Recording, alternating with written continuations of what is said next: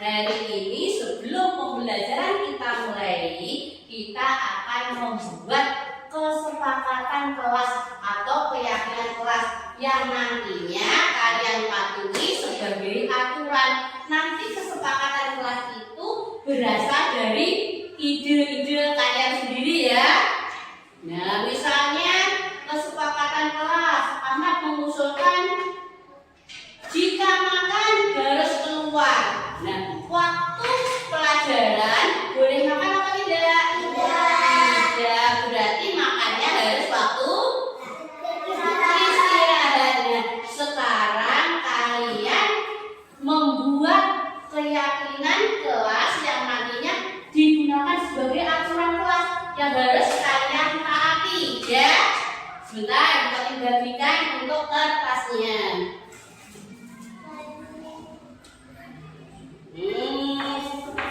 Ya, sama-sama.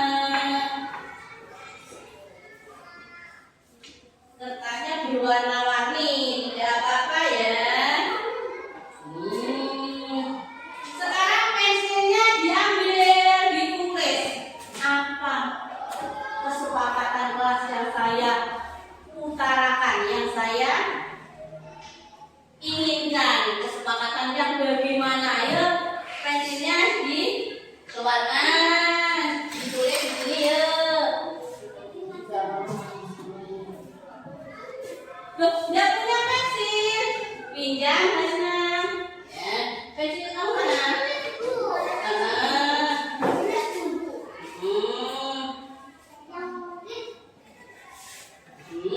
Ditulis, sudah ditulis. Nah, yang baliknya kan ada tempelan kertas atau tempelan kertas, nanti ditempelkan di depan kelas. Nah, berarti yang tempat menulisnya yang kosong, tidak ada tempelan kertasnya. Ayo silakan. Oh nggih. Ini. Ayo segera tulis. Sudah, ada yang sudah. Nggih, sabar. Jangan lupa ditulis namanya, bisa di bawah atau di atas ya. Di sini, di bawah sini, di bawahnya, atau di atas sendiri namanya.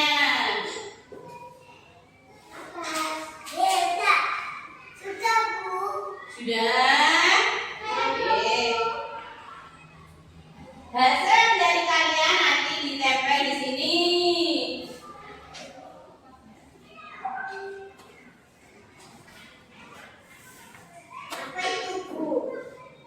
Nanti tempat menempel kesepakatan kalian itu, ya.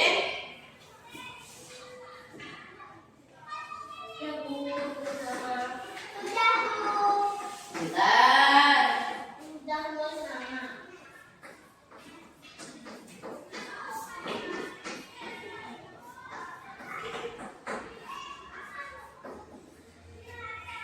Kesepakatan kelas. Ada yang sudah, tidak usah ditulis. Nanti hasil tulisan kalian ditempel di sini. Ya. Ada yang sudah? Coba anak dulu. Dibawa ke depan sebelum ditempelkan, coba dibaca. Ayo yang jatuh diambil anak. Nanti dibuang ke tempat apa ya? Ayo coba anak ditempelkan.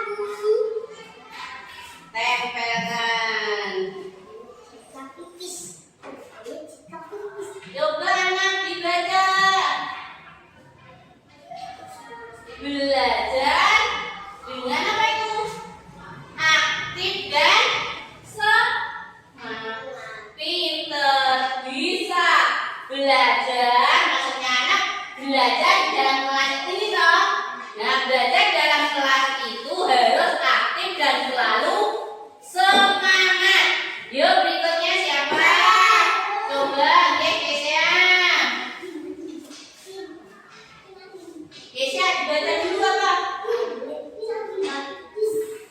Punyanya Kesia, pamit jika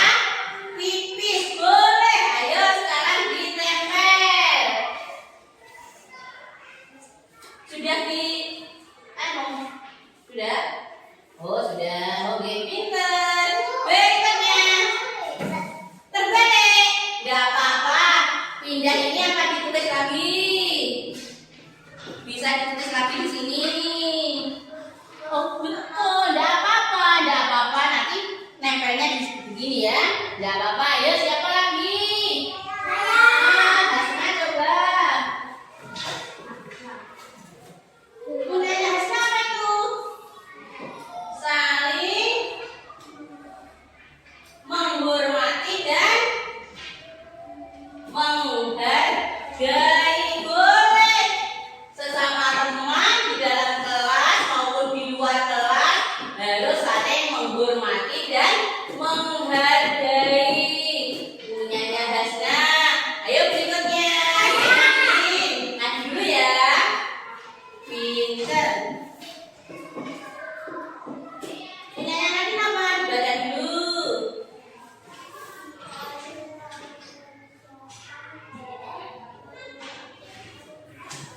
Iya boleh. Jika lupa mengerjakan PR, dikerjakan di depan kelas. Yuk, bisa ditempel. Pinter. Yuk, berikutnya. Oke, jalan. Bilang. Apa bilang? Jika belajar dalam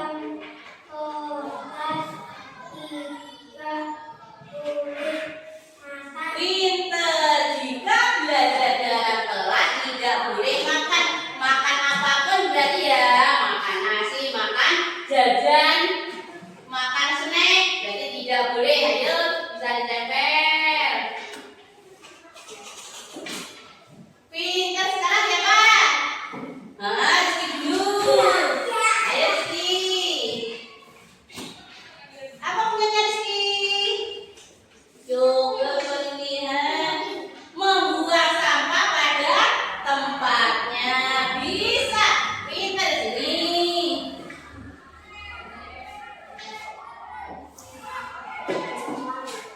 Bisa. Pinter. Ya pinternya Dita. Apa punyanya Dita? Jangan memukul teman. Boleh. Ayo Nadine duduk dulu. Yuk, bisa ditempel di sini. Semuanya pinter-pinter. Yang pertama, pamit jika pipis. Punyanya Kesha. Pamit jika pipis. Kalau keluar kelas, kita harus pamit atau izin. Apa hanya pipis saja? Tidak. Ada apa lagi?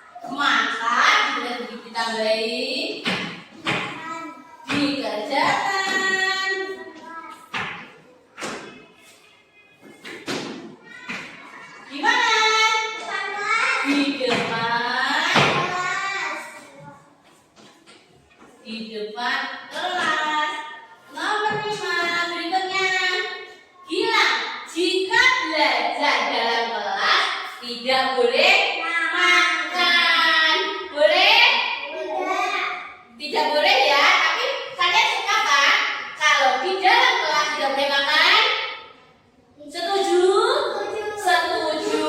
Atau ini jika belajar dalam kelas tidak boleh makan, bisa masuk di saling menghormati dan menghargai. Temannya belajar, kalian makan, berarti menghormati apa tidak?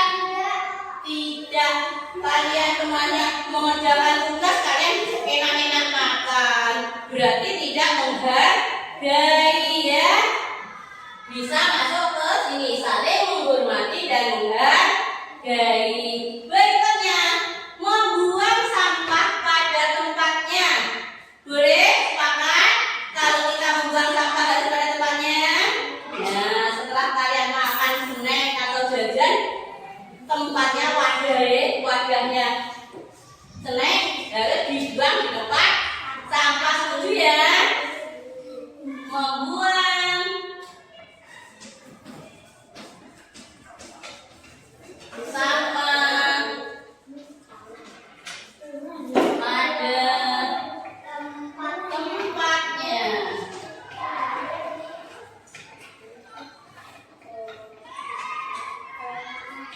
Kemudian yang keenam, jangan memukul teman. Nah, boleh apa tidak kalau kita memukul teman? Tidak boleh memukul teman. Berarti tidak boleh memukul teman itu bisa masuk ke yang mana? 1, 2, 3, 4 atau 5? Ke yang mana? Berarti kalau tidak boleh memukul teman itu berarti kita saling apa nih? Menyayangi, termasuk saling menghormati dan menghargai. Sekarang alhamdulillah kesepakatan kelas 1 sudah terbentuk. Ada berapa kesepakatan? 6. Ada berapa? Coba kita hitung bersama-sama. 1, 2, 3, 4, 5. Nah, ada 5 kesepakatan. Nah, ini harus kalian patuhi ya.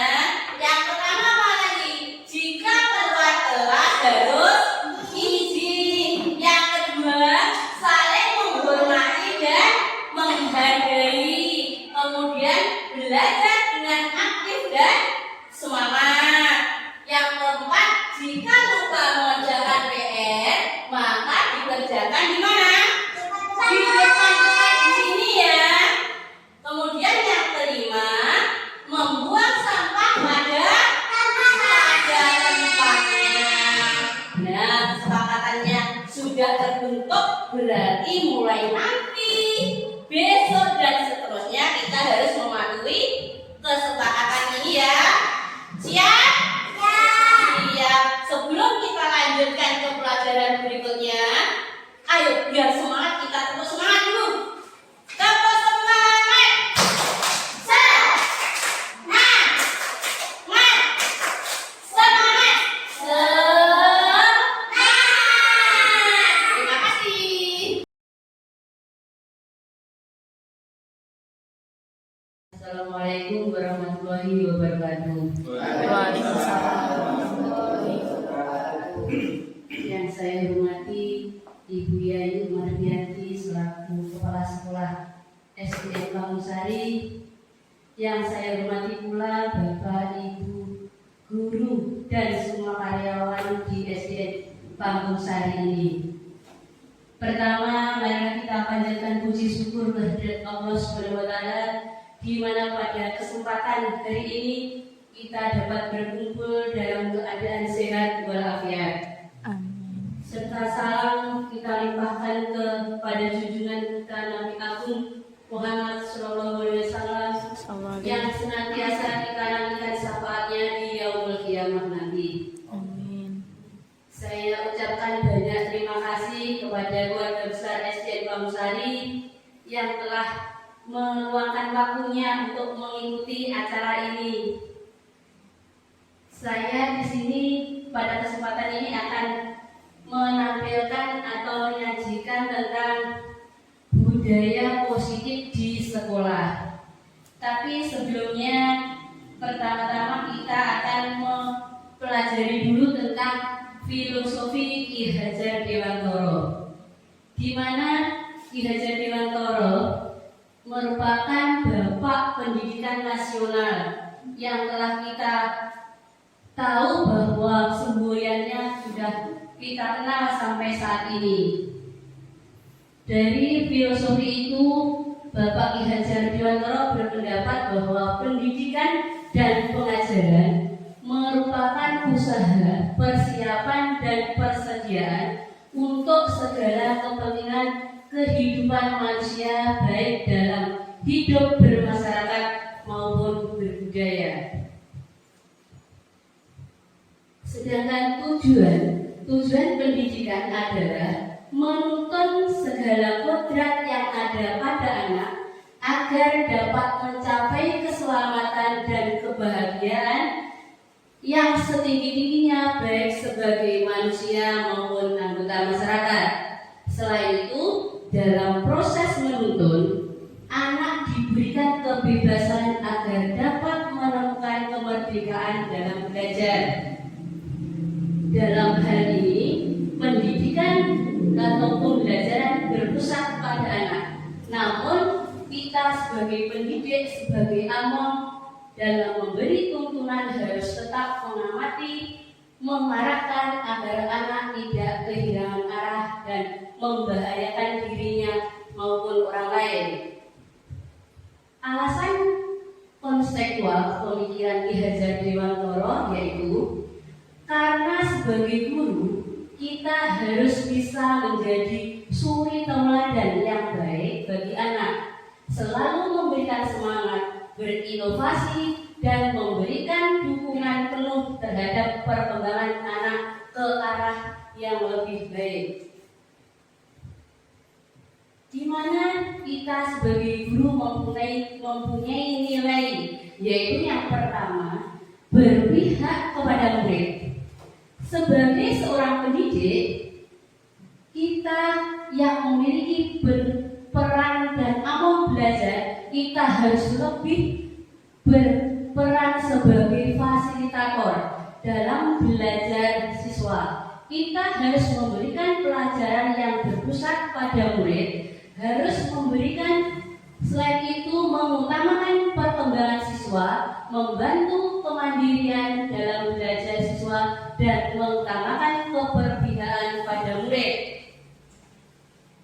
Selain itu, yang kedua yaitu mandiri. Sebagai seorang guru, kita harus memiliki kemampuan dan motivasi diri yang kuat. Kita harus bisa melakukan perubahan, memulai segala sesuatu sesuai keinginan sendiri, tanpa paksaan dari pihak lain. Secara mandiri, kita akan berkembang mandiri, mengikuti diklat-diklat mandiri tanpa paksaan dari orang lain.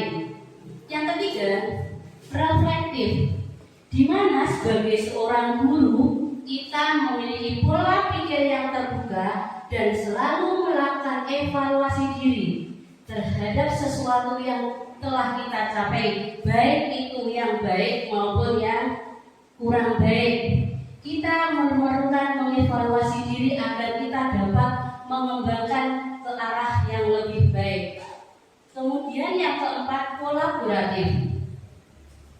Nilai kolaboratif berarti seorang guru mampu senantiasa membangun daya sanding.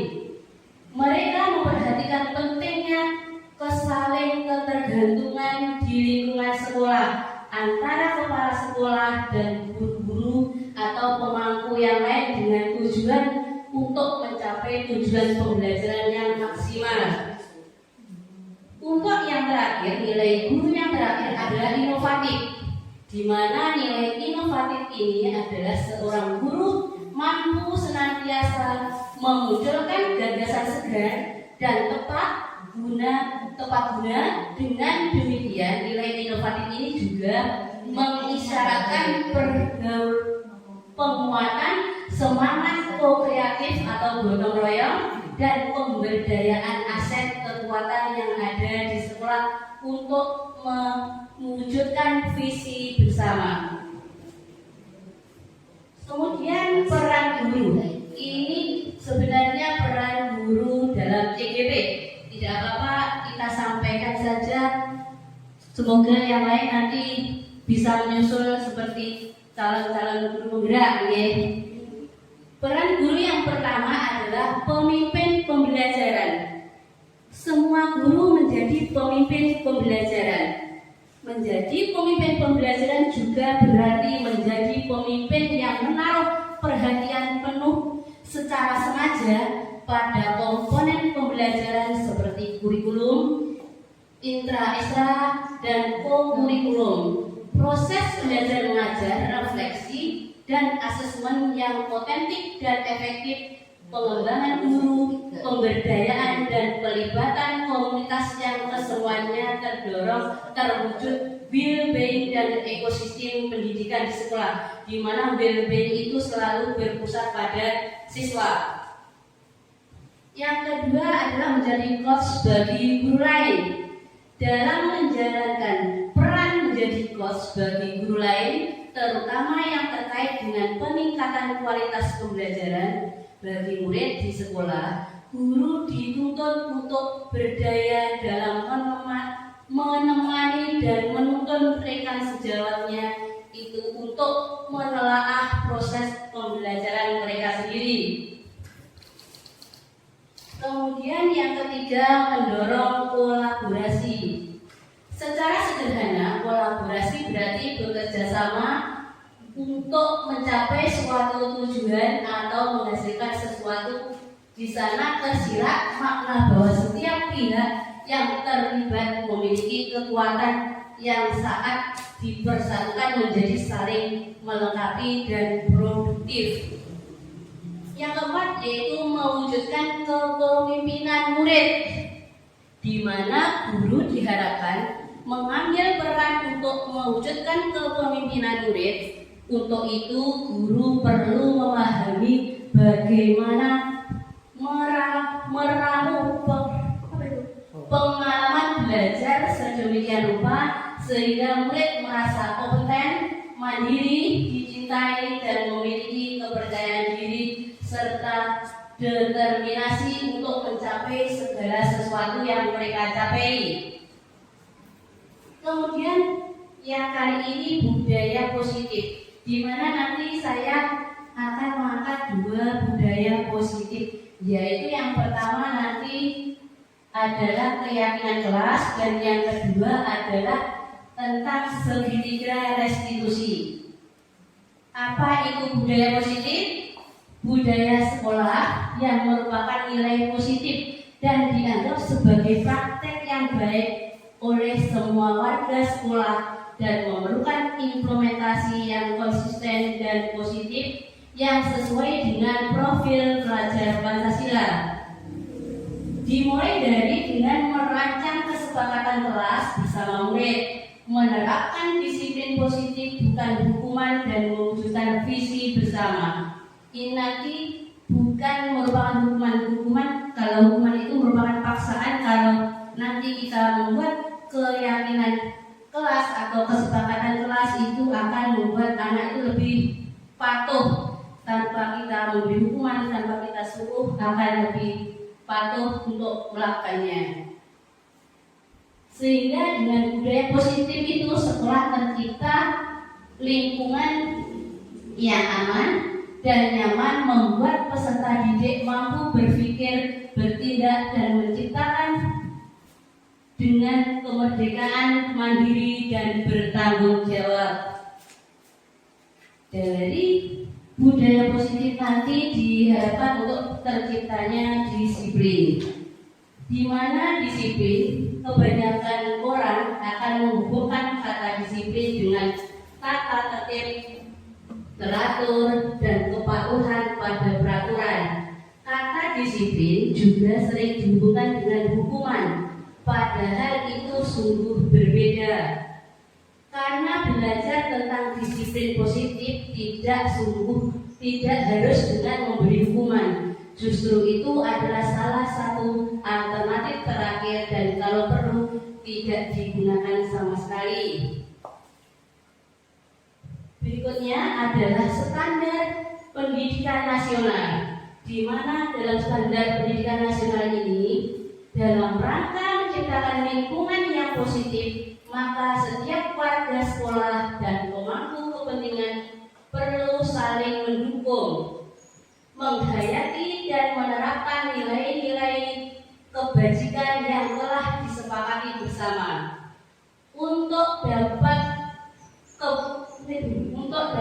menerapkan tujuan mulia tersebut, maka seorang pemimpin pembelajaran perlu berjiwa kepemimpinan sehingga dapat mengembangkan sekolah dengan baik agar terwujud suatu budaya sekolah yang positif sesuai dengan standar kompetensi pengelolaan yang telah ditetapkan. Adapun tujuan mulia dari penerapan disiplin positif ini adalah agar terbentuknya murid-murid yang berkarakter, berdisiplin, santun, jujur, peduli, bertanggung jawab, dan merupakan pembelajaran sepanjang hayat sesuai dengan standar kompetensi lulusan yang akan diharapkan. Di mana untuk mendisiplinkan ini diperlukan yaitu teori kontrol. Dalam membangun budaya yang positif, warga sekolah perlu berkolaborasi, menyediakan lingkungan yang positif, aman, nyaman, agar murid-murid mampu berpikir, bertindak, dan menciptakan dengan merdeka, mandiri, dan bertanggung jawab. Di sini ada strategi disiplin yang diterapkan dalam sekolah itu perlu diperbaiki. Biasanya disiplin dikaitkan dengan kontrol. Dalam hal ini kontrol guru dalam menghadapi murid. Menurut Dr. William Glasser, dalam kontrol teorinya meluruskan beberapa miskonsepsi, antara lain ilusi guru mengontrol murid. Kita tidak dapat memaksa murid untuk berbuat sesuatu jikalau murid tersebut memiliki untuk tidak melakukannya. Ilusi bahwa semua penguatan positif efektif dan bermanfaat dalam jangka waktu tertentu, kemungkinan murid tersebut akan menyadarinya dan mencoba untuk menolak bujukan kita, atau bisa jadi murid tersebut menjadi tergantung pada pendapat sang guru untuk berusaha. Selain itu, ilusi bahwa kritik dan membuat orang merasa bersalah juga dapat menguatkan karakter. Berikutnya yaitu motivasi perilaku manusia. Kita melakukan sesuatu terkadang adanya dorongan lingkungan atau orang lain. Terkadang juga kita melakukan sesuatu karena kita menghindari rasa sakit atau ketidaknyamanan, dan terkadang kita melakukan acuan itu untuk mendapatkan apa yang kita mau. Untuk menghindari ketidaknyamanan atau hukuman, ini adalah tingkat terendah, yaitu motivasi perilaku manusia. Sebenarnya mereka sedang menghindari permasalahan yang mungkin muncul dan berpengaruh pada mereka secara fisik, psikologis, maupun tidak terpenuhinya kebutuhan mereka.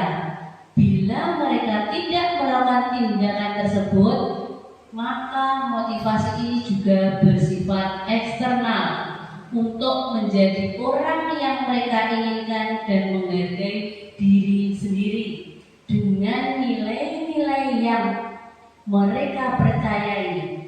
Mereka melakukan karena mereka ingin menjadi orang yang melakukan nilai-nilai yang mereka yakini tersebut. Ini adalah motivasi yang akan membuat seseorang memiliki internal bukan eksternal. Jadi motivasi yang berasal dari dalam dirinya.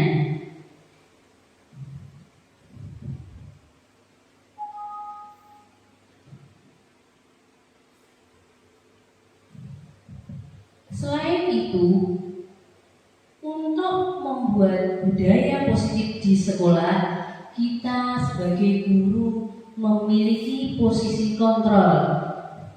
Posisi kontrol tersebut di sini ada 5, yaitu yang pertama penghukum, yang kedua pembuat merasa bersalah, yang ketiga teman, kita memposisikan kita sebagai teman, yang keempat pemantau, yang kelima manajer.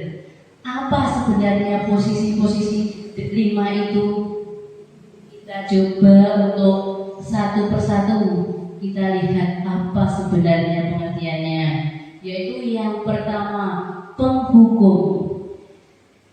Penghukum, seorang penghukum bisa menggunakan hukuman fisik maupun verbal.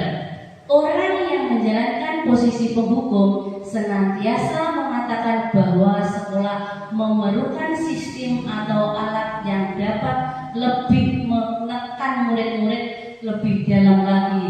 Guru seperti ini senantiasa percaya hanya ada satu cara agar pembelajaran bisa berhasil, yaitu dengan cara dia, yaitu dengan menghukum. Ini biasanya kalau anak itu tidak patuh, guru langsung menghukum. Ini biasanya dengan bisa kata-kata kasar atau bisa langsung diberi hukuman. Kalau anak terlambat, tidak diberi penjelasan atau tidak ditanya apa alasan mereka kok bisa terlambat, akan tetapi langsung diberi hukuman, yaitu bisa dengan hukuman fisik atau verbal, bisa lari melalui lapangan atau menulis 100 kali kata-kata permintaan maaf. Untuk berikutnya yaitu membuat merasa bersalah. Pada posisi ini biasanya akan bersuara lebih lembut. Seorang guru akan lebih lembut dalam menyapa anak.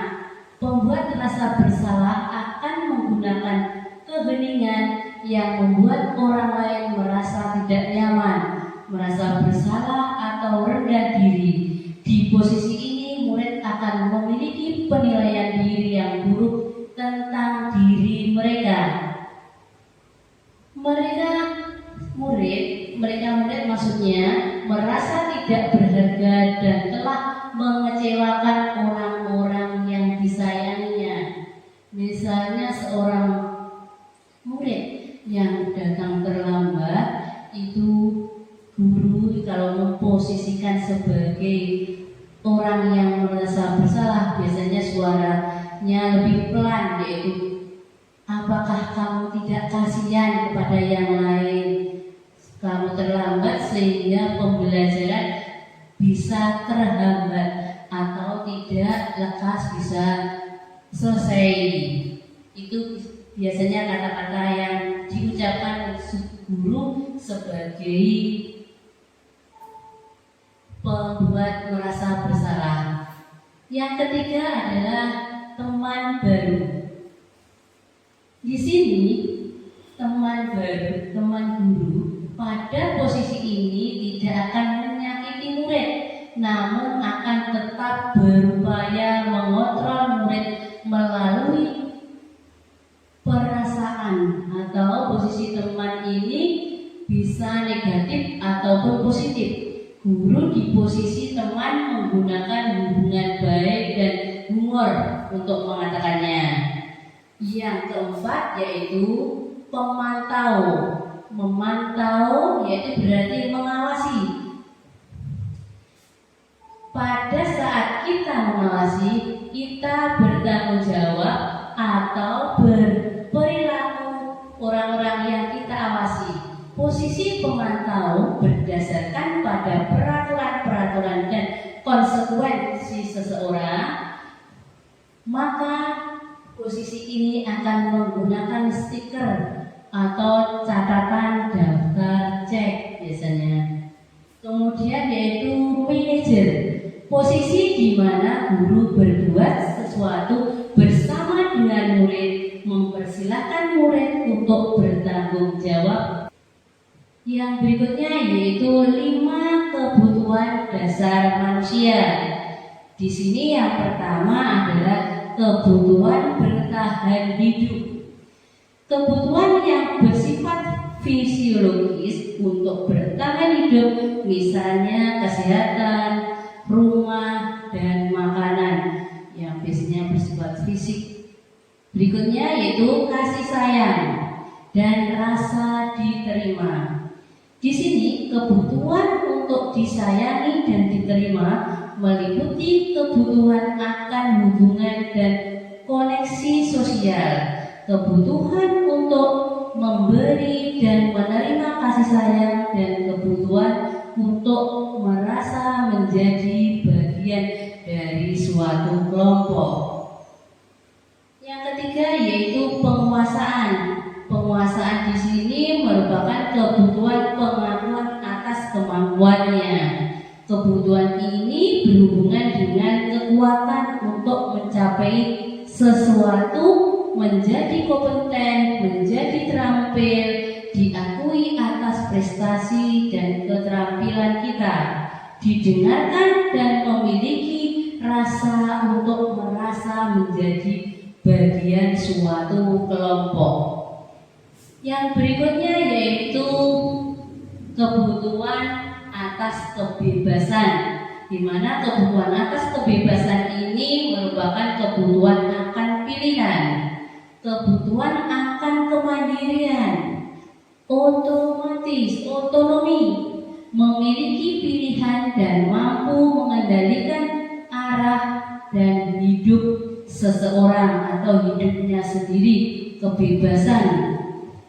Yang kelima yaitu kebutuhan kesenangan, di mana kebutuhan ini untuk merasa senang, kebutuhan untuk mencari kesenangan, bermain, dan tertawa.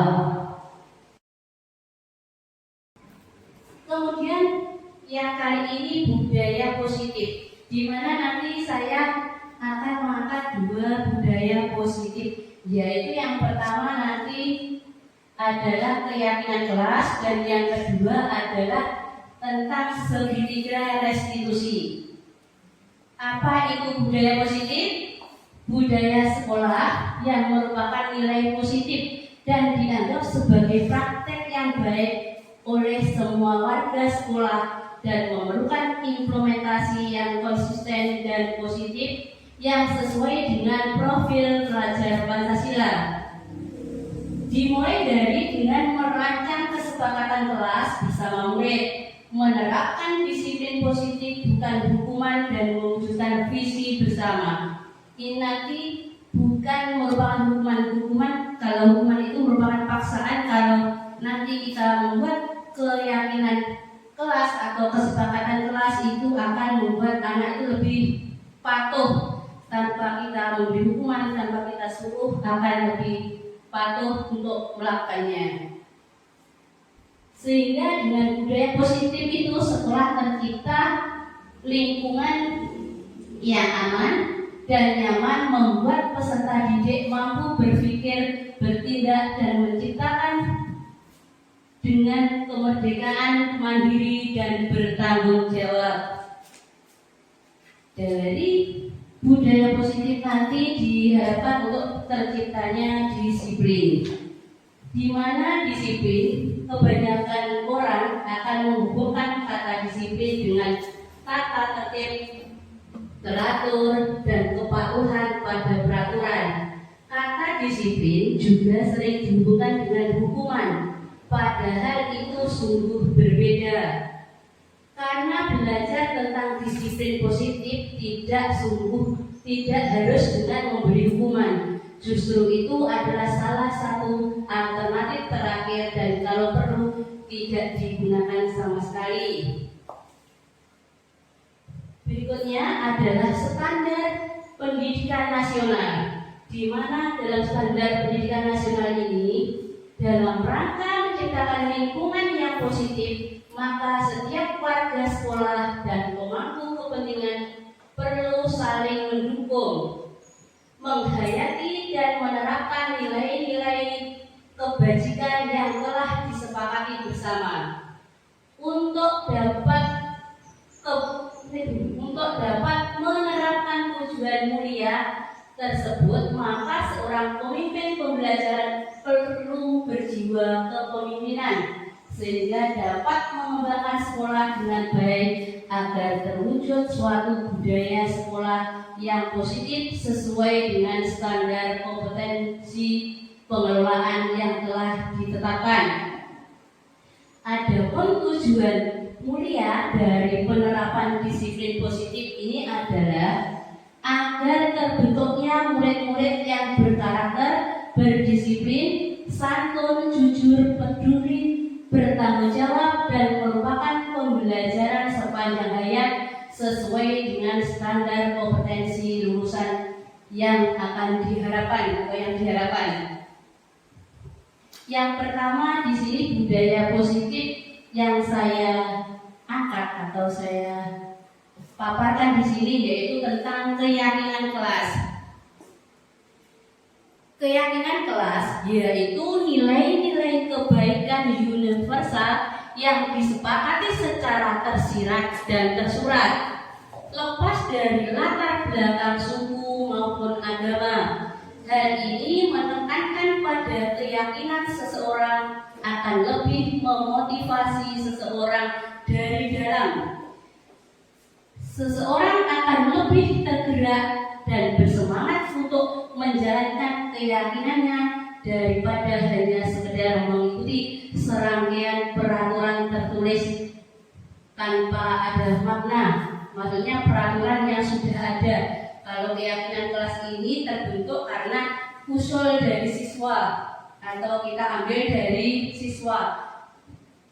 Atau dengan kata lain, keyakinan kelas merupakan sesuatu yang dapat diterapkan di lingkungan kelas tersebut. Pembuatan keyakinan melibatkan semua warga kelas melalui kegiatan curah pendapat.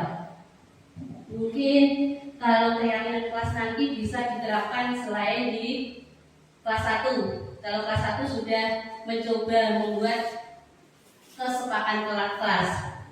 Ini adalah contoh kesepakatan kelas. Anak-anak membuat atau mengungkapkan pendapatnya tentang keyakinan kelasnya. Apa aturan yang tidak boleh dilakukan di kelas, misalnya di kelas 1. Tadi itu ada yang tidak boleh memukul teman, tidak boleh makan di dalam kelas. Akan tetapi untuk kesepakatan kelas itu diharapkan atau menghindari untuk kata-kata jangan atau tidak. Tadi untuk kelas 1 sudah ada 4 kesepakatan kelas. Yang pertama yaitu jika keluar kelas harus izin. Tadi ada anak yang Bu, kalau mau ke belakang mau pipis bilang iya. Terus kita sebagai guru harus bisa-bisa mengolah kata. Seandainya tadi juga ada tidak boleh memukul, tidak boleh makan di kelas, itu bisa kita rangkum atau kita gunakan dengan kata-kata saling menghormati dan menghargai. Selain itu tadi ada belajar dengan aktif dan semangat. Jika lupa mengerjakan PR maka dikerjakan di depan kelas. Yang kelima, membuang sampah pada tempatnya. Saya rasa kalau anak-anak yang mengungkapkan pendapatnya sendiri, maka anak-anak akan lebih patuh, lebih menghargai, lebih menjalankannya itu tanpa ada paksaan. Berikutnya adalah penerapan yang kedua adalah penerapan budaya positif dengan segitiga restitusi. Apa itu segitiga restitusi? Restitusi yaitu proses menciptakan kondisi bagi murid untuk memperbaiki kesalahan mereka sehingga mereka bisa kembali pada kelompok mereka dengan karakter yang lebih kuat. Ini yang dimaksudkan dengan karakter yang lebih baik. Itu menurut Gosen tahun 2004. Sedangkan yang menurut Gosen tahun 1996 yaitu proses kolaboratif yang mengajarkan murid untuk mencari solusi untuk masalah mereka dan membantu murid berpikir tentang orang seperti apa yang mereka inginkan dan bagaimana mereka harus memperlakukan orang lain. Di sini ada sebuah video yang kemarin tentang Ahnaf. Di mana restitusi ini ada 3 tahap, yaitu yang pertama nanti menstabilkan identitas, yang kedua tentang validasi tindakan yang salah, yang ketiga yaitu menanyakan keyakinan. Di sini ada skenario.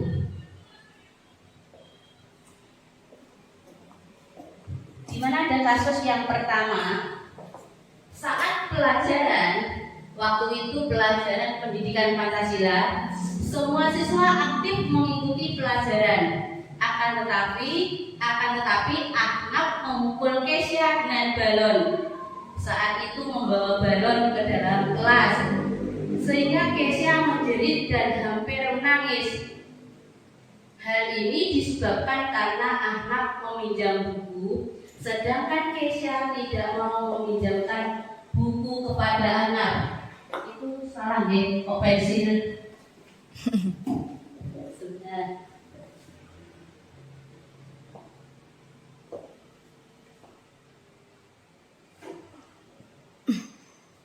Tindakan itu videonya seperti itu.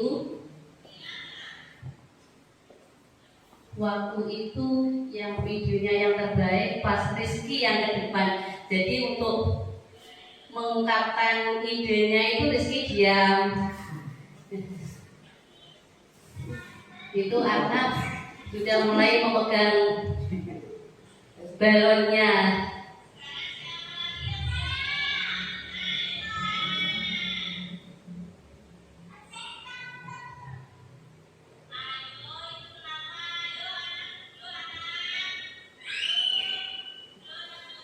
Kesya menjerit.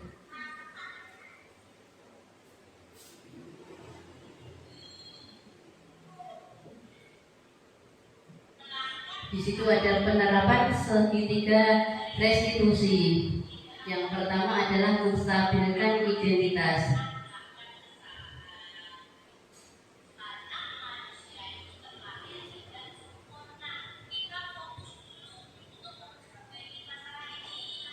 Maklum anak kelas 1 kalau diajak bicara ya kelakon. Turun fokus.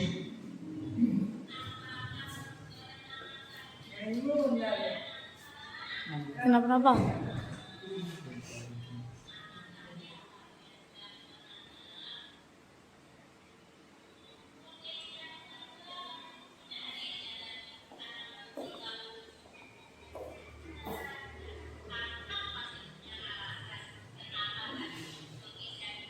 Yang kedua adalah validasi tindakan yang salah.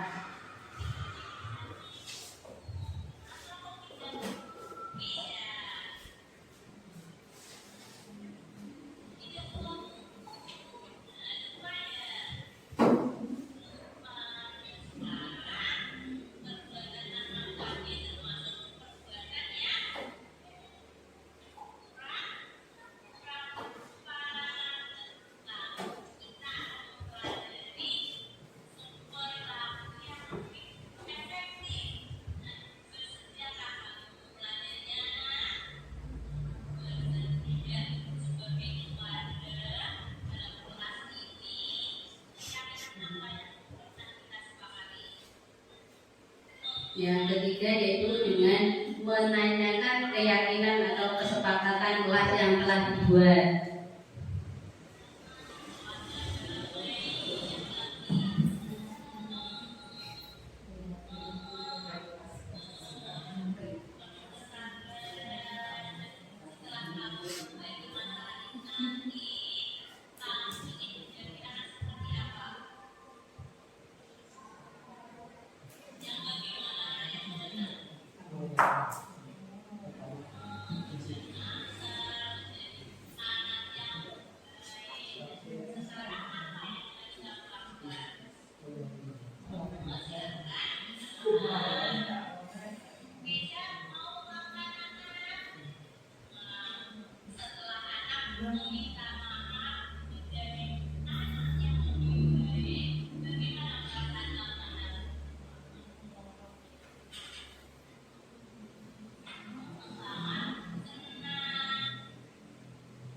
Ada lagi kasus kedua, di mana saat semua siswa aktif mengikuti pelajaran, anak tiba-tiba makan.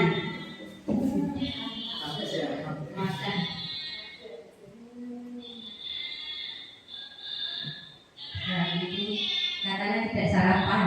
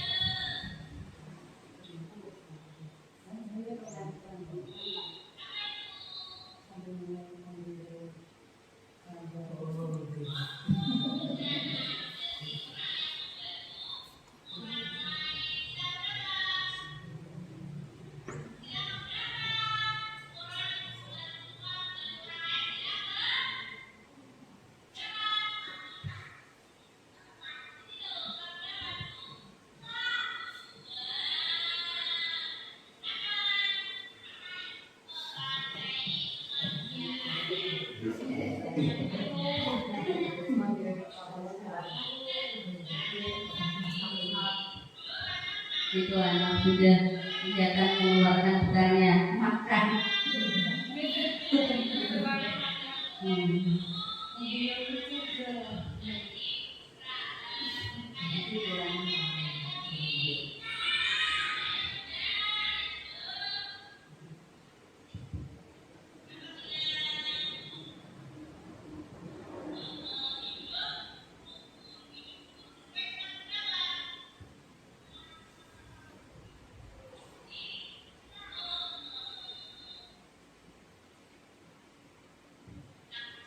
Itu juga penerapan segitiga restitusi sama langkahnya yang pertama, yaitu menstabilkan identitas. Di mana saat menstabilkan identitas ini anak tidak boleh langsung disalahkan. Di sini kita bisa mengungkapkan bahwa tidak semua anak atau semua anak itu pernah melakukan kesalahan itu. Seakan-akan tidak anak sendiri yang melakukan kesalahan, bahwa pernah makan di kelas itu bisa dicontohkan ibu guru pun pernah juga melakukan kesalahan itu, sehingga anak itu tidak berkecil hati. Anak-anak tetap semangat bahwa itu bukan saya saja yang pernah melakukan kesalahan itu atau pernah makan di kelas. Tadi sudah ya, validasi validasi perbuatan yang salah. Dimana kalau validasi tindakan yang salah itu kita bisa mengajukan apakah kesalahan atau makan di kelas tadi menurut anak benar atau menurut anak benar. Nanti secara sendiri anak bisa mengungkapkan perasaannya, bisa berpikir, oh berarti salah. Kemudian kalau anak sudah, oh salah, kalau begitu terus anak bisa apa, keinginanmu apa, seperti agar kamu menjadi yang lebih baik. Anak bisa berpikir, berarti saya harus makannya saat istirahat. Tadi menanyakan keyakinan itu menanyakan yang sudah kita bentuk kemarin, keyakinan kelas yang telah kita sepakati bersama. Kemudian ini yang terakhir tentang tanggapan siswa saat guru mempraktekkan segitiga restitusi itu bagaimana?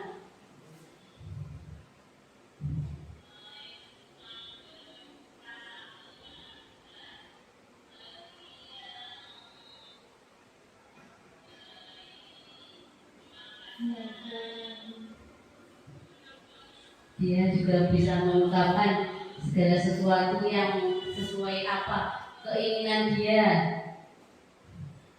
Untuk itu sudah, terima kasih. Ternyata sudah sampai 1 jam.